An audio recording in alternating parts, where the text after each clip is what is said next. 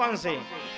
द्यूतम पानम स्त्रियः शूला यत्र धर्म चतुर्विधा। सबसे पहले 4 स्थान दिए। कौन? कलयुग से कह दिया मैं आज रहने के लिए स्थान दे रहा हूं, अब कभी धर्मात्माओं को सताएगा तो नहीं? बोले नहीं महाराज।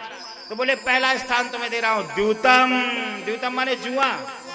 जहां लोग जुआ खेले, पत्ता खेले, वहां जाके बेटा बीच में बैठ जाना। तो ध्यान लें, जो पप्पू की मम्मी बैठी हुई है, कभी भी अपने बालक को न भेजना, जाओ पिताजी जुआ खेल रहे हैं, पत्ता खेल रहे हैं, बुला के लाओ भोजन के लिए। क्योंकि वो छोटा सा बालक अगर गया तो उसके भी कलयुग बैठ जाएगा, कभी ना कभी असर पड़ जाएगा। जाओ पिताजी पी रहे होंगे, उनको बुला के लाओ। पी रहे हैं तो मरने दो, लेकिन बुलाओ नहीं। क्यों पी रहे हैं? बोलो कृष्ण कन्हैया जय हो। दूसरी बात, पानम अस्यात् मदिरा पानम। मद माने होता है घमंड, रा माने होता है अंधकार। अंधकार रूपी घमंड का जब पान कर लेता है मनुष्य, तो उसको दीवाल दीवाल नजर नहीं आती, बहन बहन नजर नहीं आती, बेटी बेटी नजर नहीं आती, संसार संसार नजर नहीं आता, बैल बैल नजर नहीं आता। बैल से भी सिंह की तरह वो लड़ने के लिए उद्यत हो जाते हैं। उनको डर होता ही नहीं, नशे में चूर हो जाते हैं। उसे कहते हैं मदिरा। तो मदिरा पर भी कलयुग का वास होता है। तीसरा स्थान और दिया।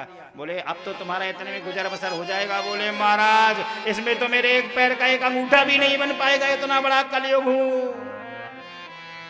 तो बोले और स्थान दिए देते हैं। बोले तीसरा स्थान दिया जीव हिंसा, जहां लोग जीवों को पका पका कर खाएंगे।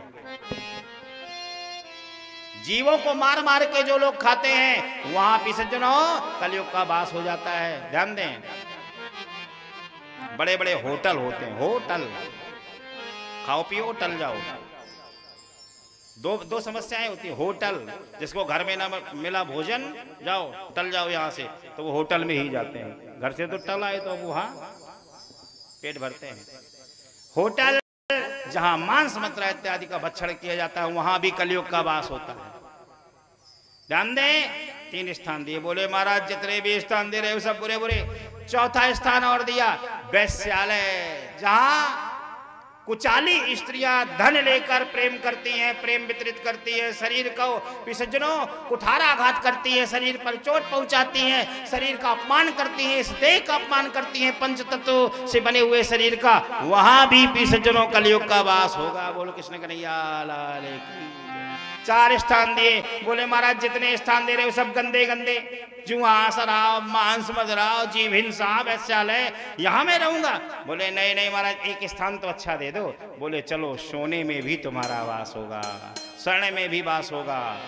तो ध्यान दें, एक जगह कथा चल रही थी हमारी गुजरात क्षेत्र में। वहां सभी माताएं सोना चांदी की जंजीर पहने, अंगूठी पहने, जेवर पहने। तुरंत सनकी कि ऐसा ना हो कलयुग का वास है तो महाराज जी हमारी तरफ देख के कह रहे हो। तो बात ऐसी नहीं है। उन्होंने कहा कलयुग का वास सोने में भी हुआ, लेकिन कौन सा सोना?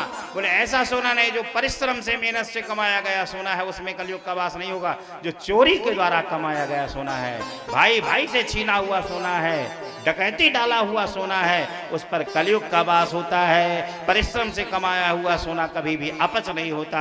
ध्यान दें, कहते नहीं है भैया रास्ते में पड़ा हुआ मिला है, ना पता पचता है कि नहीं, ना सोना खोया अच्छा होता है, ना सोना मिलना अच्छा होता है। इसी वजह से कहते हैं सोना कैसा अच्छा होता है? सोना कमाया हुआ अच्छा होता है, जो परिश्रम से कमाया जाए। जैसे ही सोने में कलयुग का वास दिया, राजा परीक्षित ने देखा, देखो तो जो मुझे अभी थोड़ी देर पहले तलवार दिखा रहा था वही खुद सोने का मुकुट पहने